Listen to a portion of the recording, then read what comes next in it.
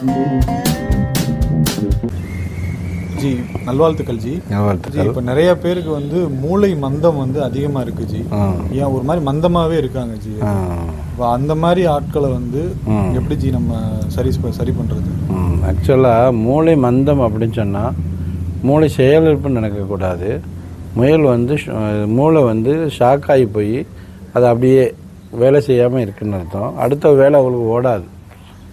அதுக்கு மெயினான காரணம் என்னென்னு பார்த்தீங்கன்னா மூளைக்கு போகிற ரத்த ஓட்டம் வந்து நின்றதுனால தான்.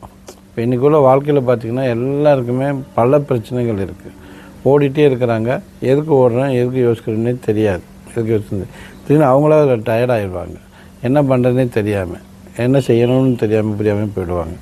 அடுத்து இப்போ உள்ள ஜெனரேஷன் யங்ஸ்டர் மட்டும் இல்லை, ஈவன் பெரிய ஆட்களுமே எப்படி இருக்கிறாங்க அப்படின்னு சொன்னால், இப்போ இந்த இன்ஸ்டாகிராம், ஃபேஸ்புக்கு, வாட்ஸ்அப் இதை பார்த்துக்கிட்டே இருக்கிறோமா, யூடியூப்லாம் பார்த்துக்கிட்டே இருக்கிறப்போ நம்மளை மறந்து நம்ம என்ன பண்ணுறோம், நிறைய பார்க்குறோம்.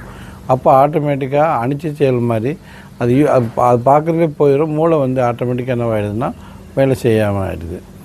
ரெண்டாவது வந்து நமக்கு வாழ்க்கையில் இதெல்லாம் செய்யணும், இதை பற்றிலாம் யோசிக்கணும், நமக்கு ஒரு செல்ஃப் இன்ட்ரெஸ்ட் வேணும். அந்த மாதிரி செல்ஃப் இன்ட்ரெஸ்ட் இல்லைனாலும் மூளை வந்து மந்தமாக போயிடும். இல்லை பிறப்புலையே ஏதாவது மூளைக்குள்ள சின்ன கோளாறுகள் இருக்கலாம். ஏன்னா மூளைக்குள்ள வந்து எக்கச்சக்கமான சிஸ்டம் இருக்குது. அதாவது நம்ம ஆகாயம்னு சொல்லுவோம். அதுக்கு மூளைக்குள்ள வென்ட்ரிக்கிள்னு அப்படியே ஆகாயத்துலேருந்து 5 பஞ்சபூதங்களும் நம்ம யூனிவர்ஸில் என்னென்னலாம் பார்க்குறோமோ அம்பட்டுமே பிரெயினுக்குள்ளே ஒவ்வொரு அமைப்பாக இருக்குது. ஸோ இதில் எதில் பிரச்சனை வந்தாலுமே மூளை மந்தமாகும். அது பெரிய விஷயம். டாக்டர்கிட்ட காமிச்சிட்டு எம்ஆர்ஐ ஸ்கேனை எடுத்துகிட்டு வைத்தியம் பண்ணிக்க நல்லது. சாதாரண விஷயம் என்ன அப்படின்னு சொன்னால், இந்த தொடர்ச்சியாக ஒன்றை பார்க்குறது, ஒன்று மேலே ஆசை இல்லாமல் இருக்கிறது, ஒன்றை செய்கிறதுல வந்து இன்ட்ரெஸ்ட் இல்லாமல் இருக்கிறது, அப்படி இருந்தாலே ஆட்டோமேட்டிக்காக மூளை வந்து மந்தமாக தான் இருக்கும்.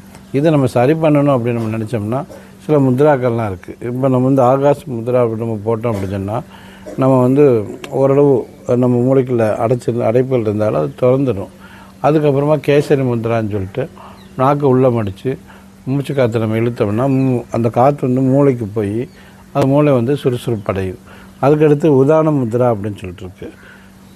பஞ்சம்பூத வாயுக்கள் முத்ராவில் உதான முத்ரா வந்து ஒரு 5வது முத்ரா. இது நம்ம போடுறப்ப என்ன நடக்கும் அப்படின்னு சொன்னால், நம்ம ப்ளட் சர்க்குலேஷன் எல்லாமே மேல் நோக்கி போகும். கீழ் நோக்கி போகணும், மேல் நோக்கி போகும். அப்போ வந்து ஆட்டோமேட்டிக்காக மூளை வந்து என்ன ஆகும், ஆக்டிவேஷன் ஆகும்.